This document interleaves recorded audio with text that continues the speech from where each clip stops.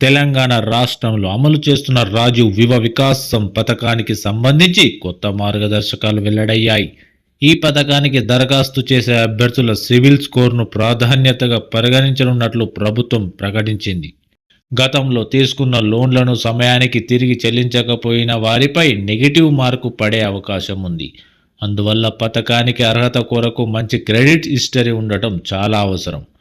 ఇక ఇప్పటికే దరఖాస్తు చేసిన అభ్యర్థుల bank loan history, CIBIL score వివరాలను సేకరించేందుకు ప్రభుత్వం చర్యలు ప్రారంభించింది. బ్యాంకుల సహకారంతో ఈ సమాచారం సేకరించబడనుంది.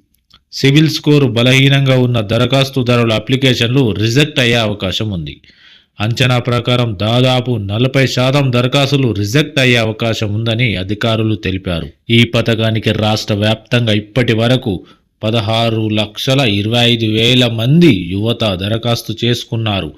అభ్యర్థులు తమ క్రెడిట్ హిస్టరీని ముందుగానే తెలుసుకోవడం, అవసరమైతే దాన్ని మెరుగుపరిచేందుకు చర్యలు తీసుకోవడం మంచిదని నిపుణులు సూచిస్తున్నారు. ఈ విధంగా పథకం లబ్ధి పొందాలంటే ఆర్థిక భద్రత, బాధ్యతాయుత ఆచరణ ప్రధానంగా ఉండాలని ప్రభుత్వం సంకేతాలు ఇచ్చింది.